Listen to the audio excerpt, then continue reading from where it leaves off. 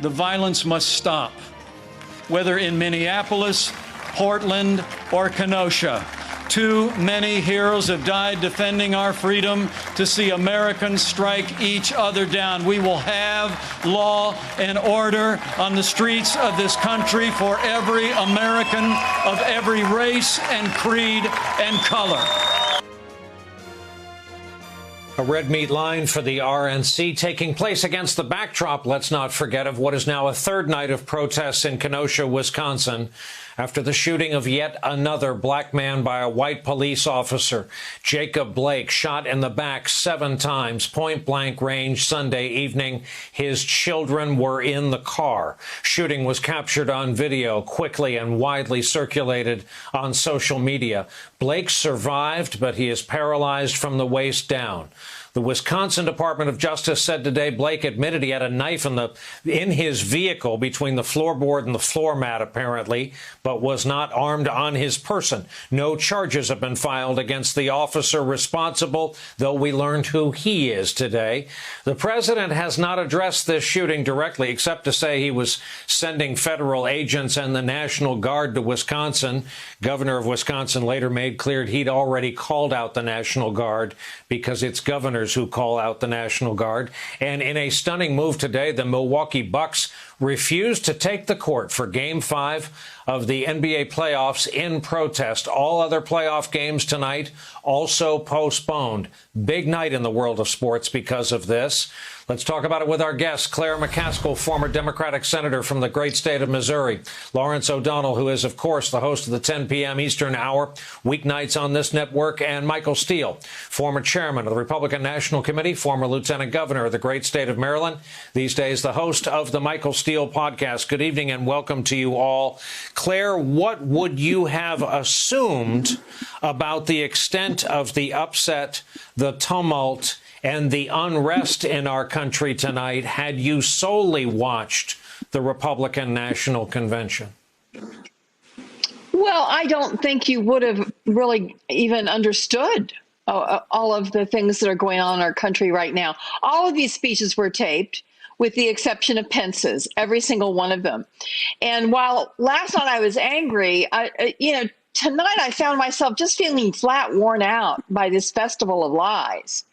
Although I will admit my blood pressure went up when Pence started talking about law and order with 2 campaign banners spread out over a national monument, which of course is illegal.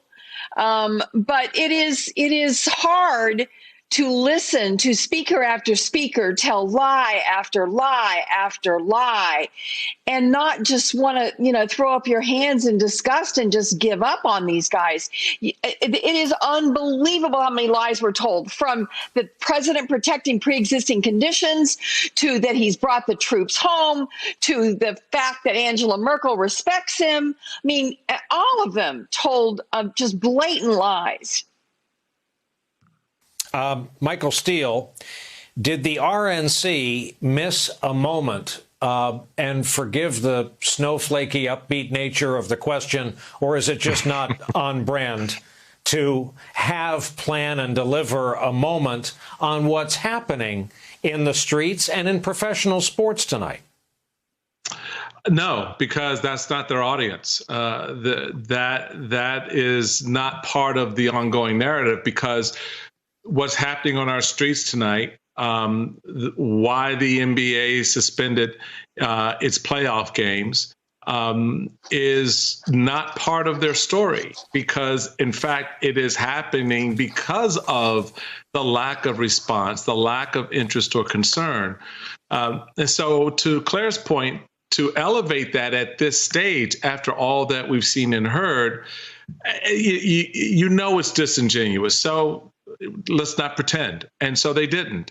And so I think a lot of the takeaway from what you heard tonight was, again, they see 2 different Americas. And I guess in a little bit in response to Claire's point, Claire, they really don't want to do anything more than just focus on these 2 visions of America. And to make it very clear, they want you to get exhausted. They don't want you. They just want you to be worn out. This is a war of attrition and deluge. They want you to flip out over what they're doing to our national monuments and how they're staging the White House grounds, because that's energy. By the time you get into the game, you're tired and you're accepting of so much more that's going to come.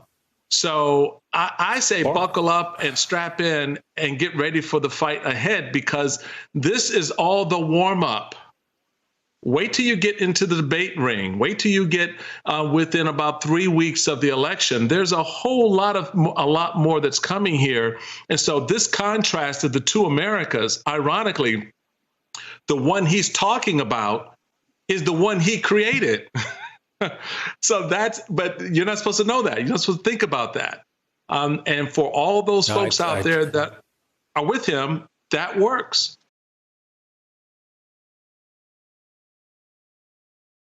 Hey there, I'm Chris Hayes from MSNBC. Thanks for watching MSNBC on YouTube. If you want to keep up to date with the videos we're putting out, you can click subscribe just below me, or click over on this list to see lots of other great videos.